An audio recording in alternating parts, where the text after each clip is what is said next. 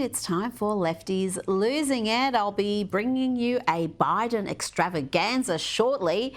But let's start with one of our favourites, Dylan Mulvaney, who has made a career out of mocking what he calls girlhood. And despite causing more than $1 billion worth of damage and almost destroying Bud Light with an endorsement, he is now promoting another iconic brand, Versace. So pretty. I've never seen you in that dress. Sure you have, honey. This is the one that I always pull out when my relationships start to get a little serious. Some boys kiss me, some boys hug me. I think they're okay. Yes, I'm sure that'll have the ladies flocking to buy those overpriced Versace garments. Well done, Donatella. Let's check in on a protest that took place in recent days where masked anti-Israeli activists stormed Columbia University, taking over the library. They may have learned something in there.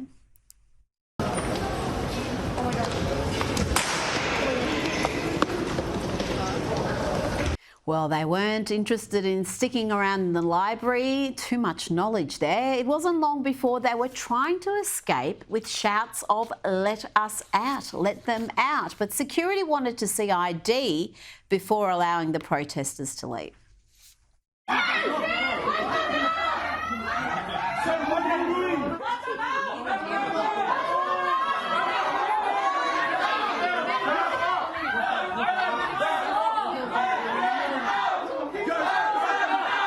Remember the days when you needed to have an IQ above room temperature to attend university? Now the most dangerously dumb seem to be recent graduates. I mean, where else will you hear something this silly? Let's say you had to pick a country in the Middle East to live in. What country would you choose?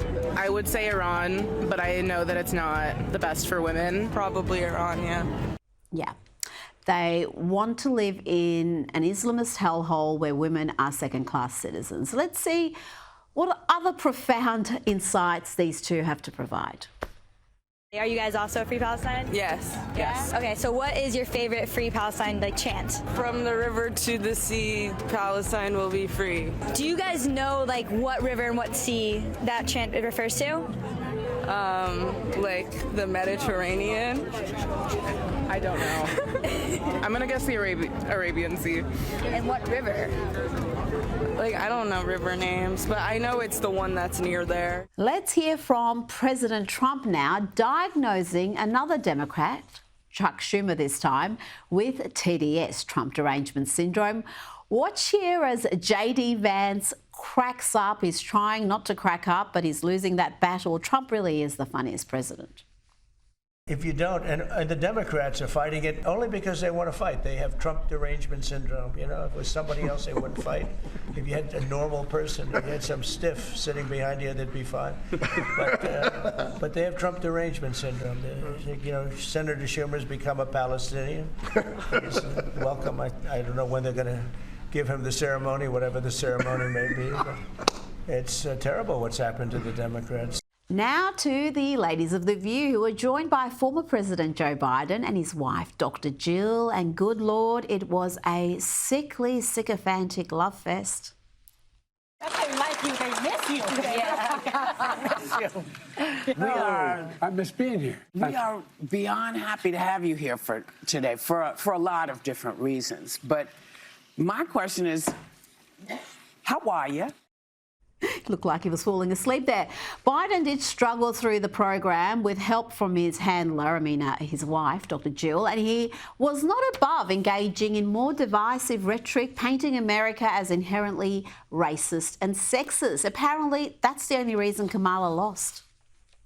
But I was surprised. I wasn't surprised because they went the route of the sexist route, the whole route. I mean, this is a woman, she's this, she's that. I mean, it really, I've never seen quite as successful and a consistent campaign undercutting the notion that a woman couldn't lead the country and a woman of mixed race.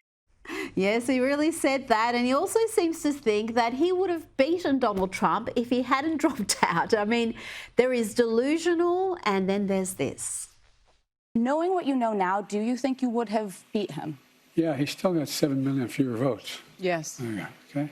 A lot of people didn't show up.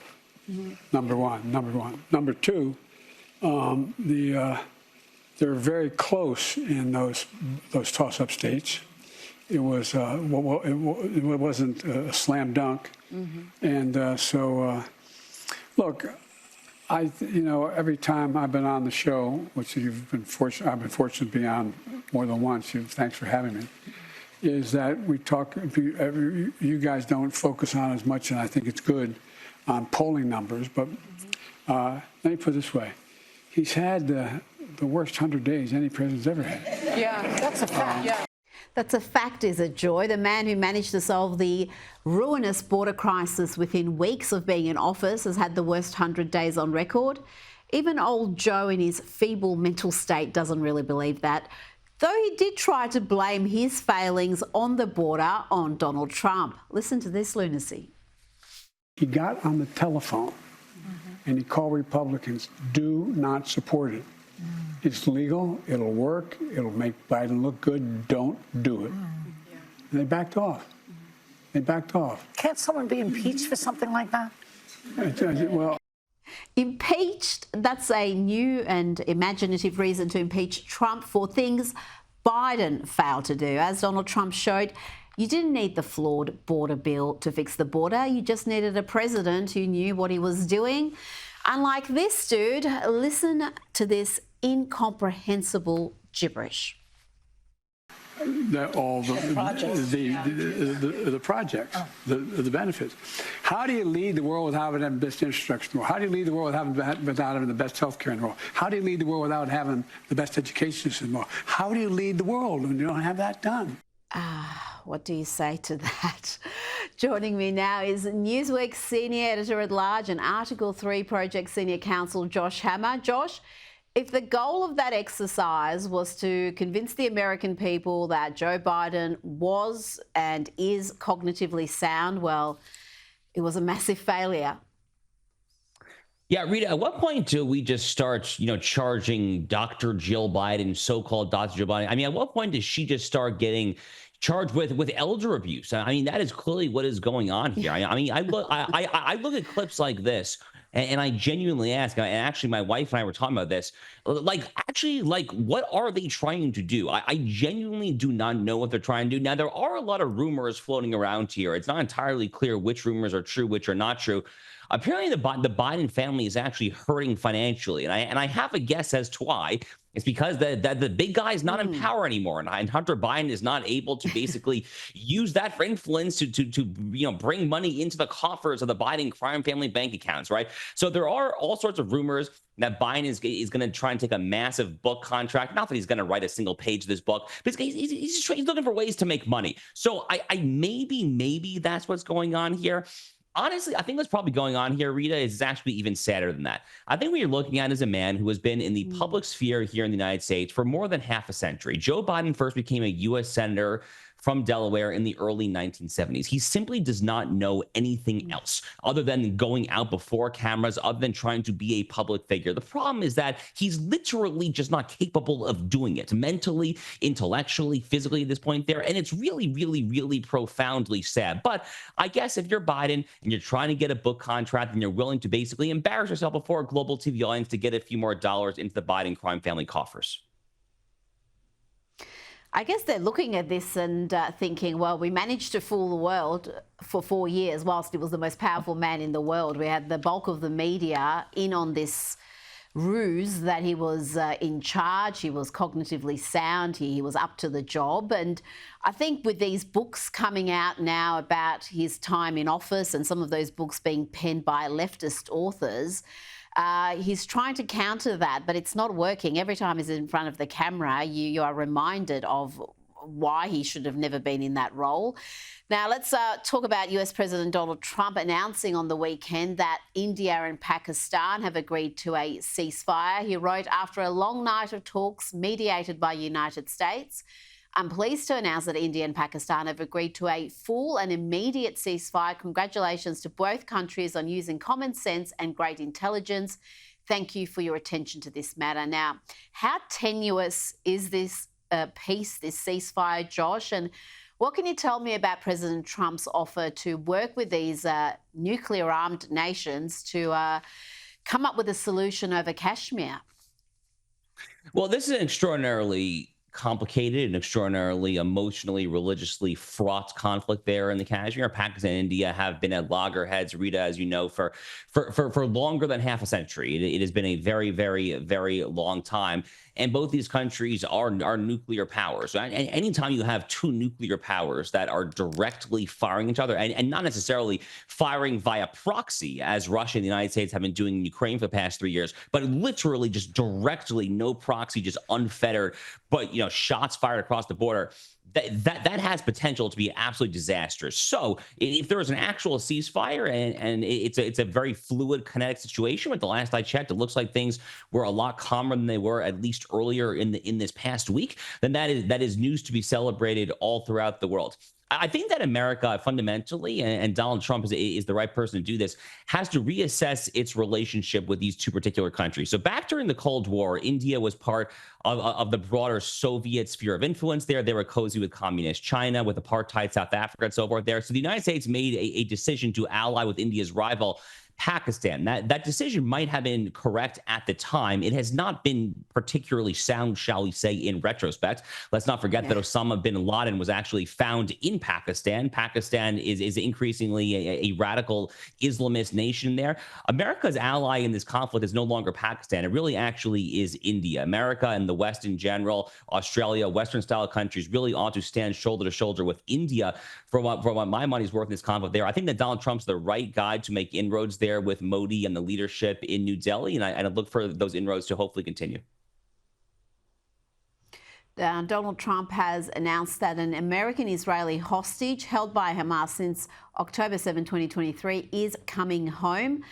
Trump wrote, "I'm happy to announce that Eden Alexander, an American citizen who has been held hostage since October 2023, is coming home to his family. I'm grateful to all those involved in making this monumental news happen. This was a step taken in good faith towards the United States and the efforts of the mediators, Qatar and Egypt, to put an end to this very brutal war and return all living hostages and remains to their loved ones." Josh, this development comes as reports of a growing rift between Donald Trump and Benjamin Netanyahu emerge.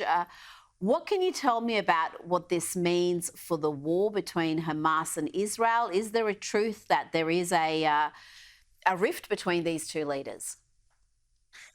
So there's an enormous amount of rumors, and it is very, very difficult to know what exactly is certain and what is not certain. Now, apparently the asking price that Hamas essentially, again, this is just a rumor, this is not verified, but allegedly the asking price that Hamas asked President Trump in order to free the last American hostage there was to put pressure on Netanyahu to establish a definitive time frame to wind down the military operations in Gaza. The obvious problem is that Prime Minister Netanyahu and the Israelis are not ready to put a definitive time frame on the operations in Gaza because Hamas is not close to being eradicated yet. Now, they are deeply, deeply hurting compared to where they were on October 6, 2023. That should not be surprised to anyone there.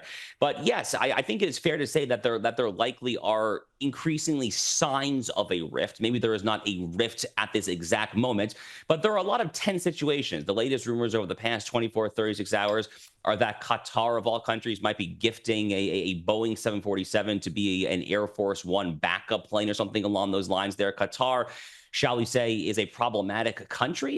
They are somewhat infamous when it comes to doublespeak. They like to play the nice role of mediator when it comes to these negotiations, but they also are major funders of Hamas and the Muslim Brotherhood there. The Trump organization recently inked a big deal to develop a new golf course there in Doha. So it's a little difficult to know exactly what is going on here. At the end of the day, though, the American people, and especially MAGA voters, Republicans, really do stand overwhelmingly with Prime Minister Netanyahu and Israel. So if for no other reason than that reason, Rita, I expect that U.S.-Israel relations will continue to be quite close. Now, a lot has happened in recent days, Josh. We've got a lot to cover, including the US striking a trade deal with the UK. This was pretty big news, but it wasn't long before the usual suspects in the media were out to downplay the significance of the deal. Let's have a listen to MSNBC. This is relatively low-hanging fruit. If you can't get a trade deal with the longest standing and loyalist United States ally anywhere in the world over generations, you're going to be in trouble when you're dealing with some of the more obstreperous countries around the world, or ones that are more willing to resist your entreaties. Josh, if it's so easy, then why didn't previous administrations do it? Why didn't Joe Biden do it? Why didn't the Obama administration do it? What can you tell me about this deal?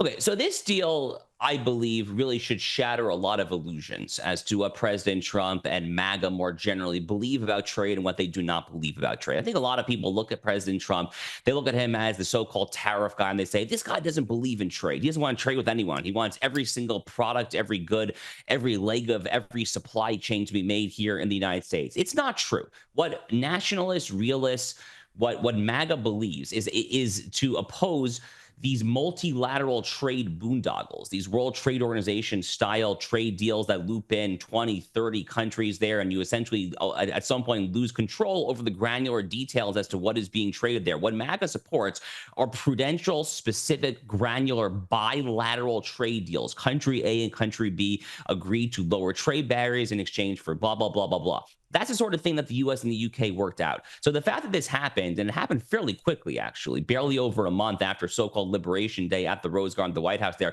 that actually ought to be an incredibly auspicious and positive sign when it comes to other countries that are looking to negotiate, though.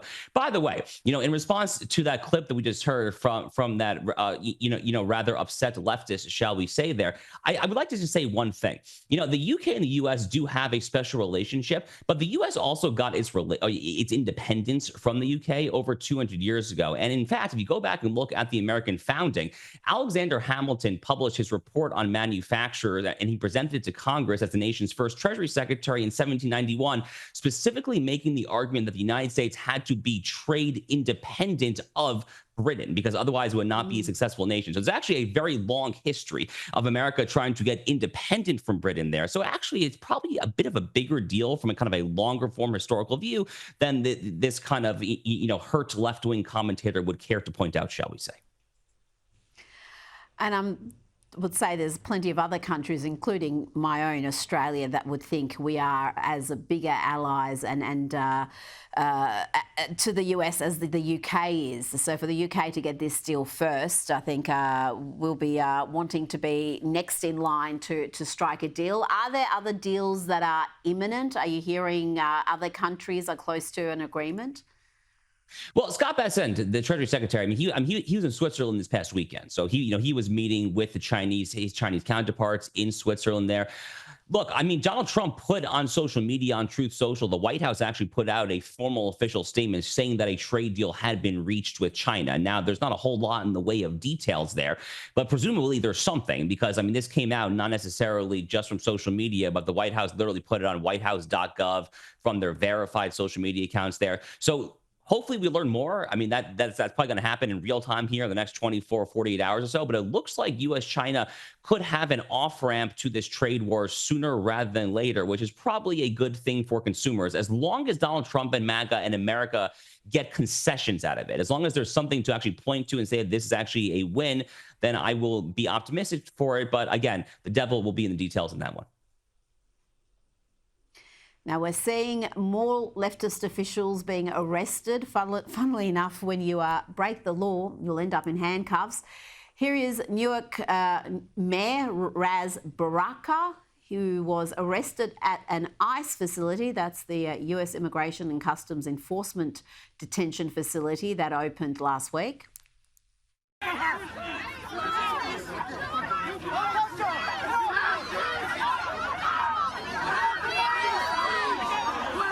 Josh, the mayor claims he did nothing wrong and he's vowing to shut down the ICE facility there. Rita, if I didn't know any better, if I saw this clip in a vacuum of a government official barnstorming a federal immigration facility there with anarchic intention, with the intention of undermining and subverting, and dare I say, seeking to, on a smaller scale, potentially overthrow one facet of the federal government. If I were being a little bit more, shall we say, a little more diabolical, I might say that this looks a heck of a lot like an insurrection. insurrection, because that's basically what it is. I mean, this is essentially a blue state mini insurrection there.